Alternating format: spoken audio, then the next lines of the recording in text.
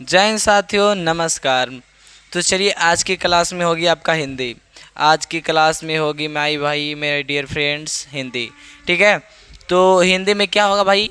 तो class 12th का हिंदी है। क्लास 12th का हिंदी है। देखिए क्लास 12th का हिंदी, बिहार बोर्ड क्लास 12 का हिंदी, काव्य खंड का चैप्टर 9। काव्य खंड का चैप्टर 9। चैप्टर 9 में क्या है भाई? जन जन का चेहरा एक। जन जन का चेहरा एक। ठीक है, जन जन का चेहरा एक के राइटर है गजानन माधव मुक्ति बौद्ध। तो इसी से रिलेटेड कुछ क्वेश्चन लाया हूँ ऑब्जेक्टिव। तो इसको हम लोग क्या करेंगे? रीड एंड राइट, पढ़ेंगे और लिखेंगे नहीं, पढ़ेंगे सिर्फ, लिखेंगे नहीं। कुछ कुछ लिखेंगे, ऐसा बात नहीं है। ठीक है, तो चलिए इसको पढ़ते हैं। तो इस सेशन को स्टार्ट करने से पहले आप लोग सबसे पहले भरपूर मात्रा में इस वीडियो को शेयर कर दीजिए ग्रुप में। ठीक है, इस वीडियो को क्या कीजिए? इस वीडियो को क्या कीजिए? शेयर कीजिए। ठीक है, चलिए अब चलता हूँ प्रश्न की ओर। ठीक है, चलिए देखिए प्रश्न है, क्या करा जन जन का चेहरा एक शीर्षक कविता किसकी रचना है? जन जन का चेहरा एक, अभी जस्ट बताए हैं, कितना आसान क्वेश्चन है। जन जन का चेहरा एक, तो इसका राइट आंसर हो जाएगा गजानन माधव मुक्ति बोध। इसका 20 राइट आंसर हो जाएगा। समझ आया? यस, चलिए नेक्स्ट प्रश्न की ओर चलता हूँ। देखिए नेक्स्ट प्रश्न, इस वीडियो को तो शेयर कर दीजिएगा, मुझे पता है, भरोसा है, आशा है। ठीक है, गजानन माधव मुक्ति बोध का जन्म कहाँ हुआ था? गजानन मानव मुक्ति बोध का जन्म है वो कहाँ हुआ था? जन्म कहाँ हुआ था सो पूछ रहा है। तो इसका जन्म कहाँ हुआ था भाई? तो इसका जन्म छत्तीसगढ़ में हुआ था। कहाँ हुआ था? छत्तीसगढ़ में हुआ था। ठीक है, नेक्स्ट प्रश्न, क्या करा मुक्ति बोध ने किस विश्वविद्यालय से एमए किया? मुक्ति बोध ने किस यूनिवर्सिटी से एमए किए थे? कौन सा यूनिवर्सिटी से भाई? तो अगर आंसर जानते हैं तो बताइए। तो नागपुर यूनिवर्सिटी से किए थे। नागपुर विश्वविद्यालय का नाम मतलब नागपुर यूनिवर्सिटी। इसका राइट आंसर हो जाएगा डी। नेक्स्ट प्रश्न, मुक्ति बोध ने नागपुर से निकलने वाले किस पत्र को संपादन किया? तो सरस्वती, आज़ादी, नया खून, इनमें से कोई नहीं। तो इसका राइट आंसर हो जाएगा न्यू ब्लड, नया खून। ठीक है, इसका राइट आंसर हो जाएगा सी। मुक्ति बोध ने दिग्विजय महा यूनिवर्सिटी राजनांद गांव में प्राध्यापक के पद पर कब से काम करना प्रारंभ किए? तो कब से काम करना प्रारंभ किए भाई? तो 1958 ईस्वी से। 1958 ईस्वी से। इसका राइट आंसर हो जाएगा बी। समझ में आया? यस। नेक्स्ट प्रश्न, मुक्ति बोध ने नागपुर के प्रकाशन तथा सूचना विभाग में किस रूप से नौकरी की? तो नौकरी किस रूप से की? पत्रकार के रूप में। किसके रूप में? पत्रकार के रूप में। इसका राइट आंसर हो जाएगा ए। नेक्स्ट प्रश्न, मुक्ति बोध निराला किस तरह के कवि हैं? क्वेश्चन नंबर 7 है। क्वेश्चन नंबर 7 मुक्ति बोध निराला किस तरह के कवि है? तो बताइए कौन सा किस तरह के कवि है भाई? तो क्रांतिकारी कवि है। क्रांति करने वाला कवि है, वार करने वाला कवि है, ये कह सकते हैं। ठीक है, चलिए नेक्स्ट प्रश्न, मुक्ति बोध के कविता संग्रह का नाम क्या है? मुक्ति बोध के जो कविता संग्रह का नाम है वो क्या है? ये क्वेश्चन है। तो चलिए अगर जानते हो तो कमेंट बॉक्स में ज़रूर कीजिएगा। ठीक है, तो चांद का मुखड़ा टेढ़ा है। चांद का मुखड़ा टेढ़ा है, यही संग्रह का नाम है। ठीक है, तो मैं आप लोग से कहना चाहता हूँ, अगर यूट्यूब पर इस वीडियो को देख रहे हैं तो चैनल को सब्सक्राइब कीजिए, इस वीडियो को एक बार ज़रूर शेयर कीजिएगा। ठीक है, और वीडियो को लाइक ज़रूर कीजिएगा। अगर फेसबुक पेज पे आप देख रहे हैं तो इस वीडियो को लाइक एंड शेयर कीजिएगा, और फॉलो नहीं किए हैं तो कृपया फॉलो कर लीजिएगा। ठीक है, चलिए नेक्स्ट प्रश्न की ओर चलता हूँ। क्वेश्चन नंबर 9 मुक्ति बोध ने सितारा किसे कहा? तो मुक्ति बोध ने जिसे सितारा कहा है जनता लोगों का। किसको कहा है? जनता लोगों का सितारा कहे हैं मुक्ति बोध जी। ठीक है, नेक्स्ट प्रश्न, मुक्ति बोध के अनुसार गजला कहाँ से उठती है? गजला कहाँ से उठती है भाई? तो आग से। कहाँ से? आग से। आग से नहीं हो जाएगा। इसका राइट आंसर हो जाएगा जनता से। इसका राइट आंसर होगा जनता से। 10 के ए आंसर हो जाएगा। 10 के क्या होगा? 10 के क्या होगा जी? 10 के इसका राइट आंसर हो जाएगा ए।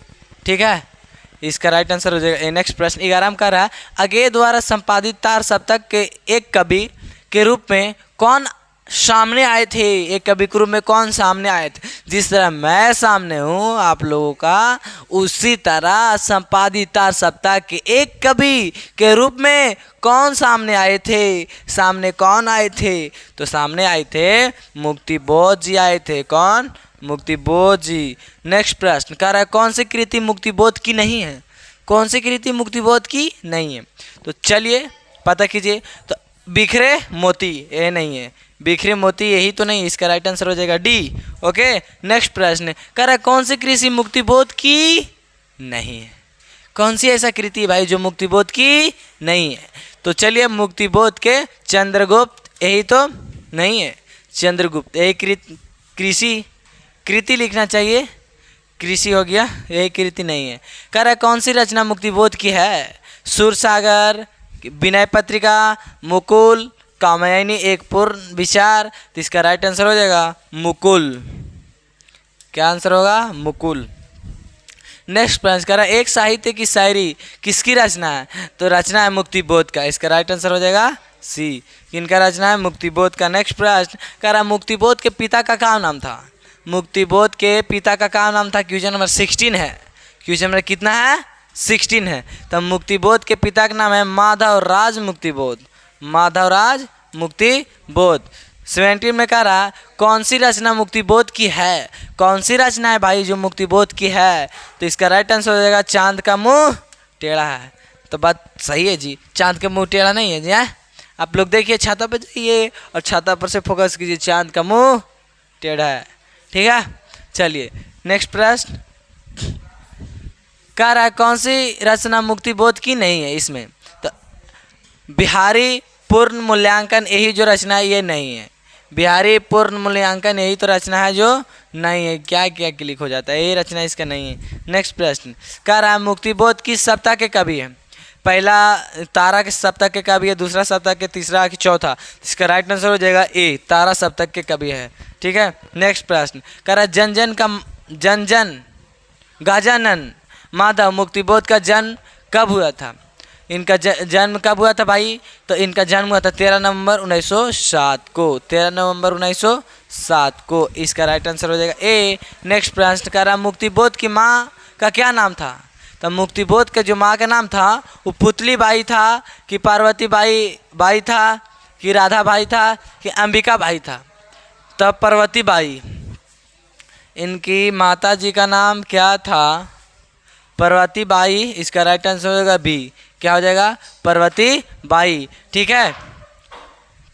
नेक्स्ट प्रश्न कह रहा है, मुक्तिबोध ने किसका संपादन किया?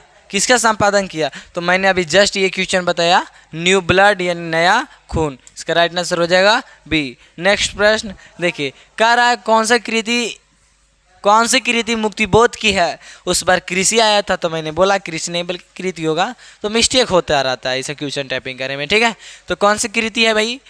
तो बताइए। तो इसका राइट आंसर हो जाएगा द्रौपदी। इसका राइट आंसर हो जाएगा डी।